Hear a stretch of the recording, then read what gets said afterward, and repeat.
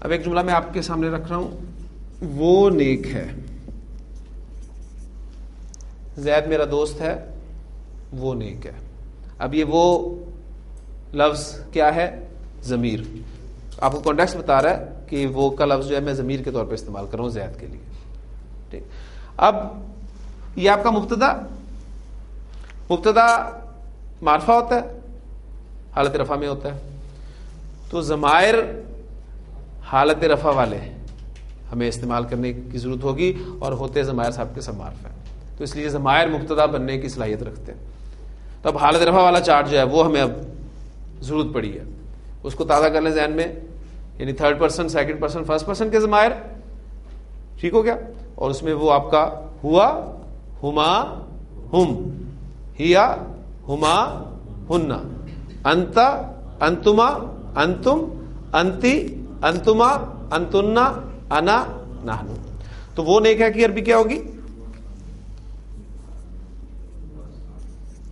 ہوا صالح, وہ نیک ہے. وہ دونوں نیک ہیں.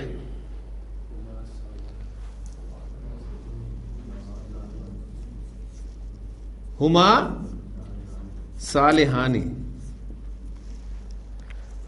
یہاں سے ضمیر کے اضافہ کرتے رہے, وہاں سے اس میں اضافہ کرتے رہے نمبر اور جنس کے اعتبار سے. وہ سب نیک ہیں.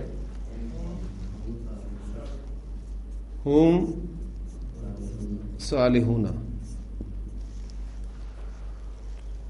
ہوا صالح, ہما صالحانی, ہم صالحون. وہ نیک ہے, وہ بریکٹ شی. ٹھیک. ہیا صالحۃن, ہیا صالحۃن. وہ دونوں نیک ہیں مؤنث, تو کیا بنے گا؟ ہما صالحتانی, ہما صالحتانی. اب جو کنفیوژن تھی ہما کی ضمیر کہ مذکر کے لیے بھی استعمال ہوتی ہے, مؤنث کے لیے بھی استعمال ہوتی ہے, وہ بھی دور ہوگی. جملہ بتائے گا اگر زینب اور فاطمہ کا ذکر تھا اور کہا جا رہا ہے کہ ہما صالحتانی, ٹھیک ہے, تو اب یہ ہما جو ہے یہ مؤنث کی ضمیر استعمال ہوئی حالت رفع والی. وہ سب ود ان بریکٹ مؤنث نیک ہیں. ہن صالحاتن, تھرڈ پرسن کے ضمائر پورے ہو گئے. تو نیک ہے. انتا صالح, تم دونوں نیک ہو. انتما صالحہ, صالحانی, انتما صالحانی, تم سب نیک ہو. انتم صالحون. تو نیک ہے. انتی صالحاتن, تم دونوں نیک ہو. انتما صالحتانی, تم سب نیک ہو. انتنا صالحاتن, میں نیک ہوں. انا صالحون, ہم نیک ہیں. نحنو صالحون. ساتھ ساتھ چلے گا, دیکھ لیں. ٹھیک ہو گیا. تو یہ ضمائر بھی آپ کے جملہ اسمیہ میں مبتدا کی جگہ پہ استعمال ہو سکتے ہیں, اور چونکہ آپ کا مبتدا حالت رفع میں ہوتا ہے لہذا حالت رفع والے ضمائر کی ہمیں یہاں پر ضرورت پڑے گی. اب ایک دو چھوٹے چھوٹے جملے ضمائر کو استعمال کرتے ہوئے. ہاں جی, مبتدا اس میں کیا ہے؟ ہم, اور مسلمان ہے خبر. جی کیا بنے گا؟ نحنو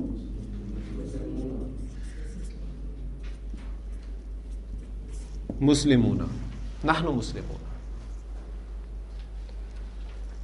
تم دونوں سچے ہو. انتما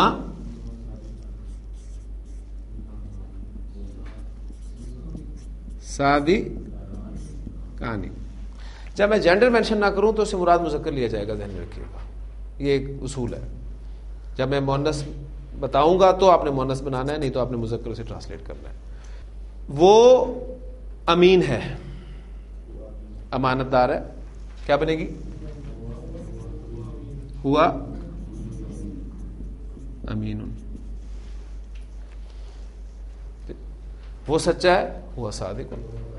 محمد صلی اللہ علیہ وسلم کے بارے میں چھوٹا سا پیراگراف بھی آپ لکھنے کے اب قابل ہو جاتے ہیں انشاءاللہ تعالیٰ. چھوٹے چھوٹے جملے بنانے آ جائیں گے آپ کو تو پورا پیراگراف آپ کر سکتے ہیں. محمد صلی اللہ علیہ وسلم اللہ کے رسول ہیں, وہ سچے ہیں, وہ امین ہیں, ٹھیک, وہ عبداللہ کے بیٹے ہیں.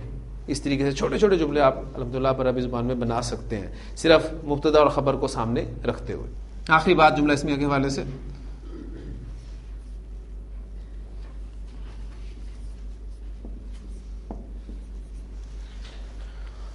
وہ کتاب ہے.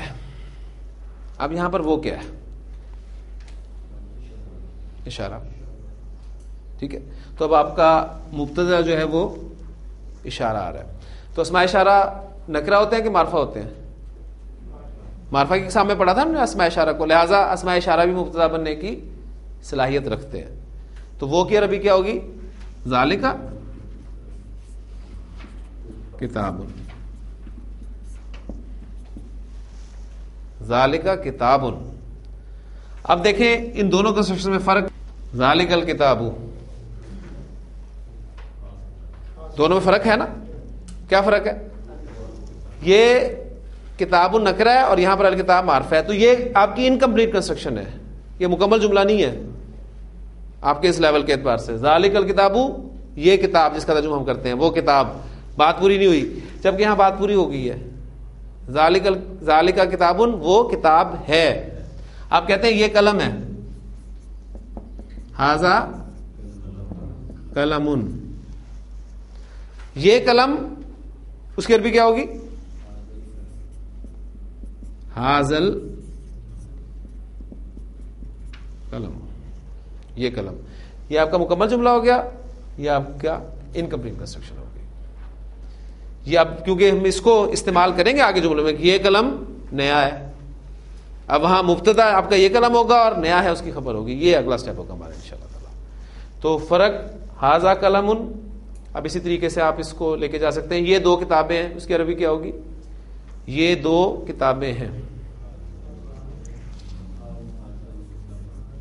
ھذانی